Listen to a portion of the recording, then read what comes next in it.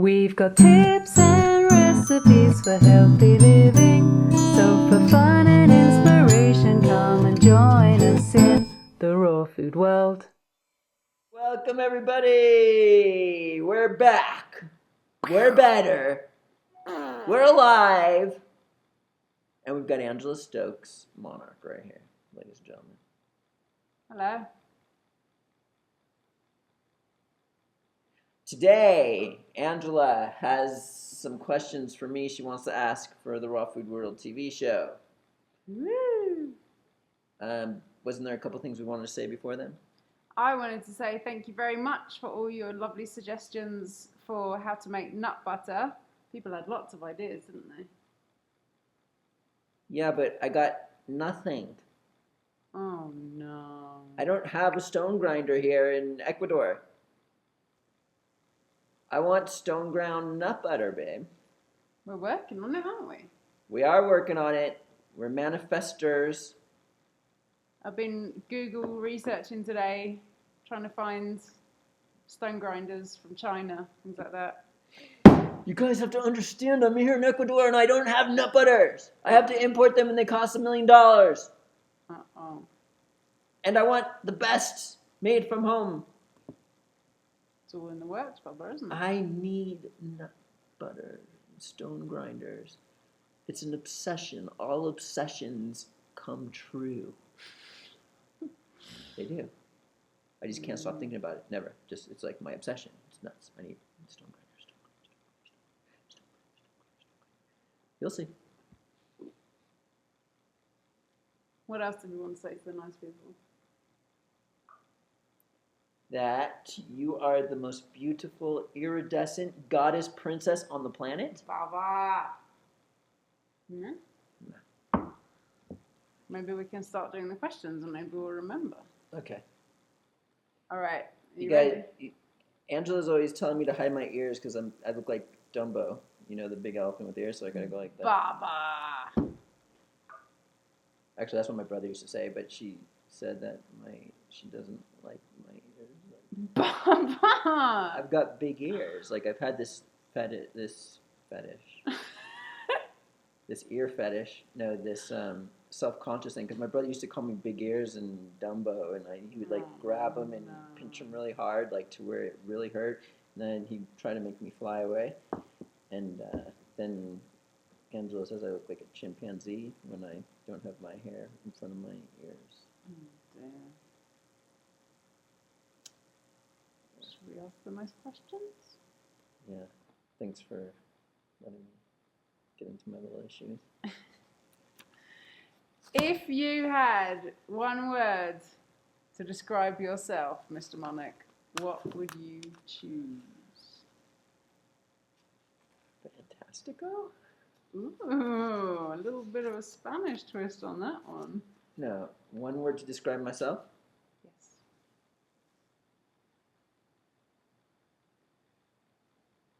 Where did you get this question? Baba. I'm just curious. Did you make it up or did somebody want to know? Okay, one word to describe myself. That would be... Can it be a phrase?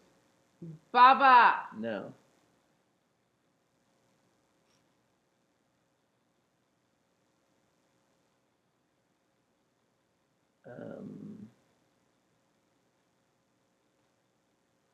Lima? Jibba! Oh, no. She just called me a lemur. You know what that is? That's a chimpanzee because of my ears. Baba is not a chimpanzee. It's a very special Yummers kind of monkey from Madagascar, isn't It's it? what they termed me as my totem pole thing. Little grandmother who says all the star children are in the retarded people. Oh no. Okay, so one word okay, carver.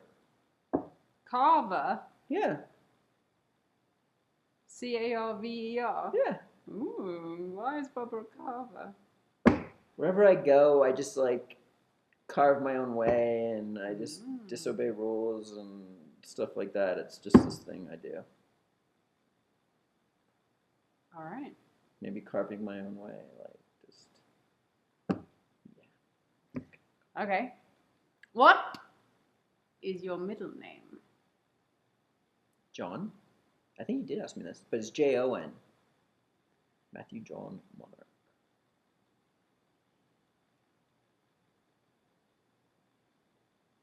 Given a chance, would you bungee jump? No, Did I ask you these questions already? maybe. It depends. Is that good for the human body? Like, I know when people just like go and lift your head really hard, it's like really good for the spine and stuff. If that was good for my back, then yeah, I'd probably do it. But I don't know if it is good or not. You guys, is bungee jumping good for the body or is it bad for the body? Let me know. Probably not. Then I wouldn't do it. Why would I do something that's not good for the body? It's my temple. What is the first thing that you notice about people? Why would I go on a roller coaster?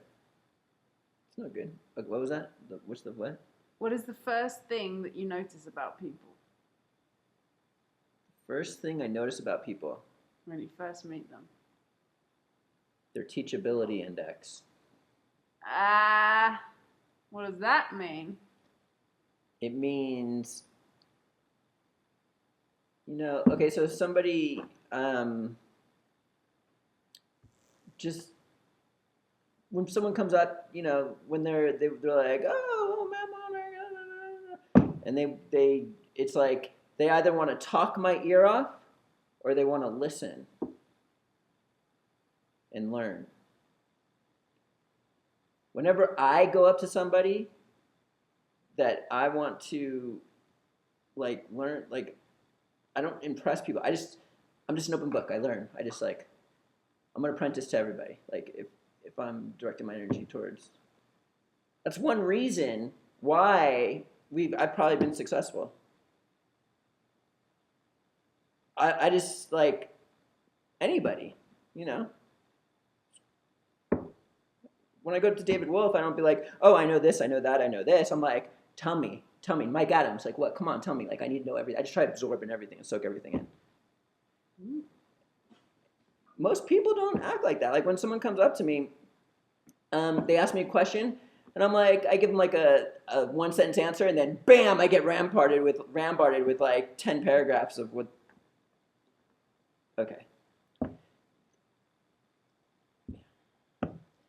We got one mouth and two ears, didn't we, Bubba? Right. Now, I want to help somebody. There's somebody, I've had a lot of mentors in my life, and they've all taken me on.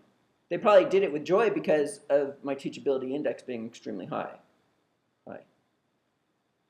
I would love to take somebody on, but it's just very difficult to find someone that is like that. Not that I'm saying one way is bad, one way is good. I'm just saying if you put the two and two together, you see the type of people. Blah, blah, blah. Baba. Nah. Okay, move on. So Teachability Index is all about how willing people are to absorb information rather than keep repeating what they already know. Yeah, how teachable are they? How teachable is a person? It's an interesting question, isn't it, Bubba? It is an interesting question. No. There's always something to learn from everyone, isn't there? Yeah, like always. It's like something I always put through my being. And to be honest with you, I'm still an apprentice of being a master at Teachability Index, to tell you the truth, because I find myself also blabbering sometimes. I'm not saying I'm perfect, but it's like something always in the back of my head. Can I learn from this? Can I learn from this? Can I learn from this? What can I learn from this? What can I learn from this? You can always take what resonates for you and leave the rest, can't you, Bob? Mm-hmm. All right. What is your most recent favorite song? My most recent favorite song? Raw Emotions. Baba. Maybe Baba could sing the little shim sham for the nice people in case they didn't hear it. I feel you, sister, raw emotions too. Ooh. Okay. Which was the last movie that you watched and liked? Last movie I've What kind of questions are these? Baba! Okay. The last movie I've watched and liked.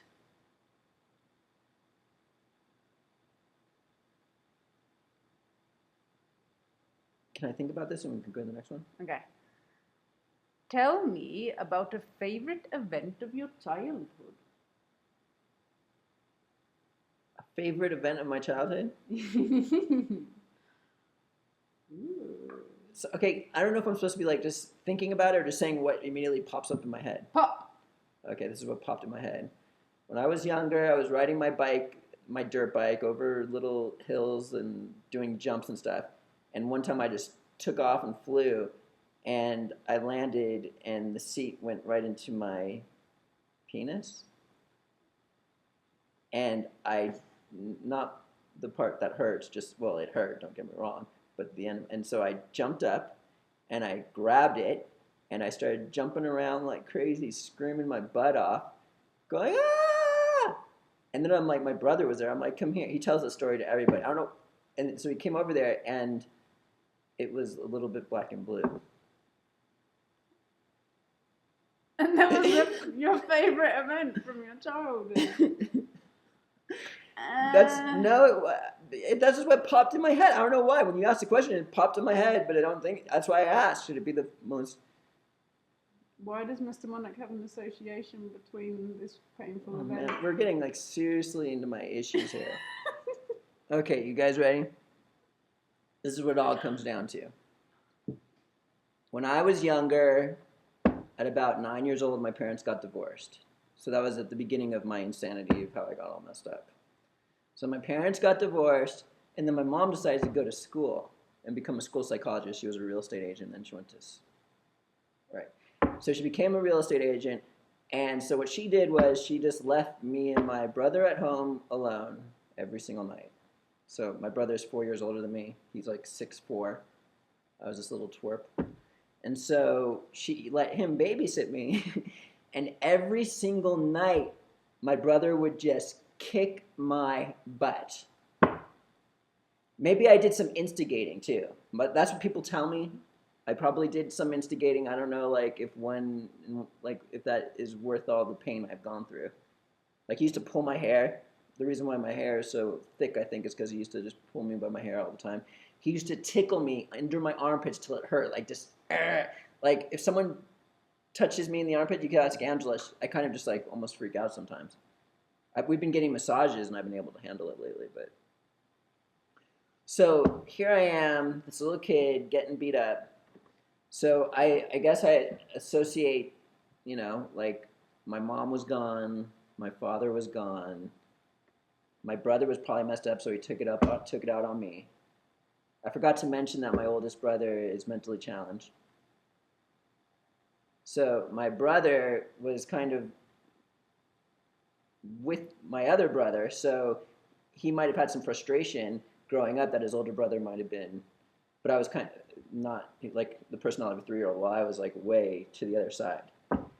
So my brother just must have had a lot of stuff inside of him and kind of took it out on me. So here I am alone, home alone. It's just me and my brother.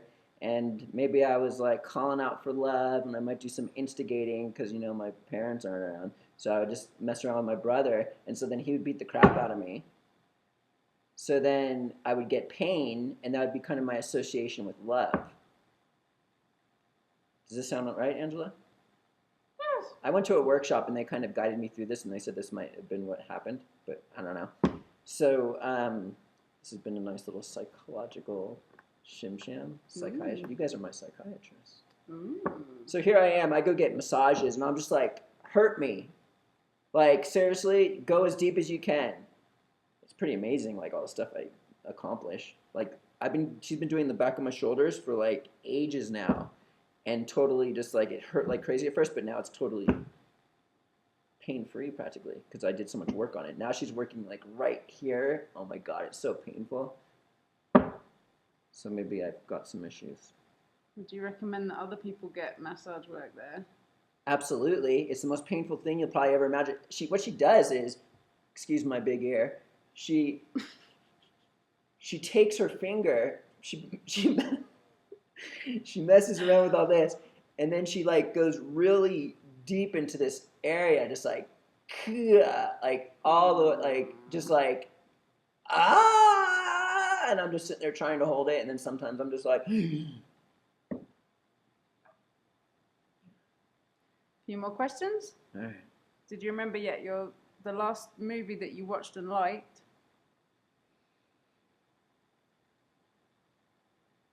I've been telling you, I've been watching all these movies that are just rubbish.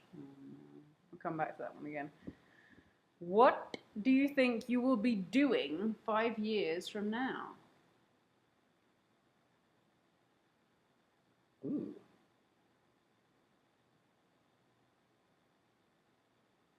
I think we'll have a nice party with many pretty children. Ooh. Another horse. Maybe. I don't know, but are we gonna have any dogs? Ooh. Yeah. It's gonna be a giggle chop, isn't it, Bubba? Ooh. Like you're going to be running a zoo, isn't it? Yeah. Uh-oh. But Headphones. oh no, they're gonna cry.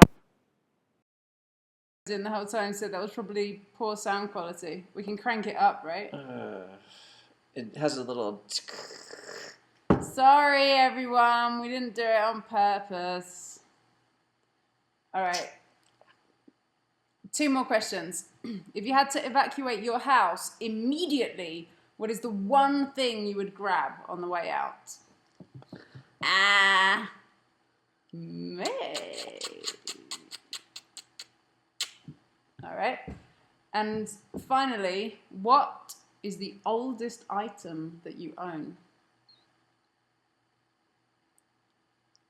Man, we're just going back and further into my childhood, aren't we? Right? Radical. Radical is a nice little furry friend, isn't he, Bubba? Yep.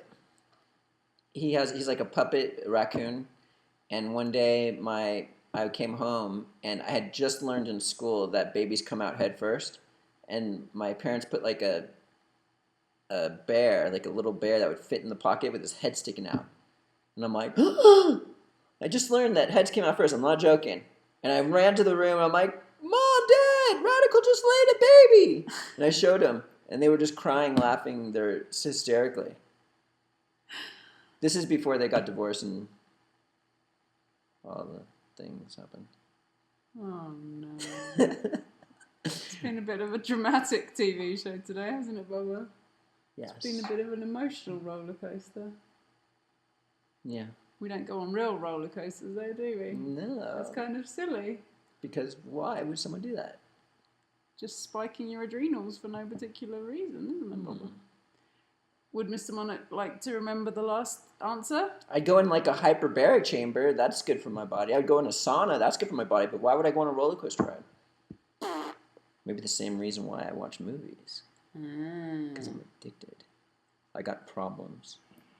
So what's the most recent film that you watched and enjoyed? That you can remember. I want to like hook people up here. I don't want to be like, you know what I mean? What about How to Train Your Dragon? That was really cool, wasn't it? Yeah, that's pretty good. Ooh. I don't know. Not me. Bye-bye. Yeah. Who do we got there? Angela Stokes, Monarch. And Matt Monarch, kind of feeling sad about the sound quality if it kind of messed it up, but maybe because this is down or something. Sorry. And we'll see you again tomorrow at the Raw Food World TV show. Thanks for joining us. We'll see you again at the Raw Food World.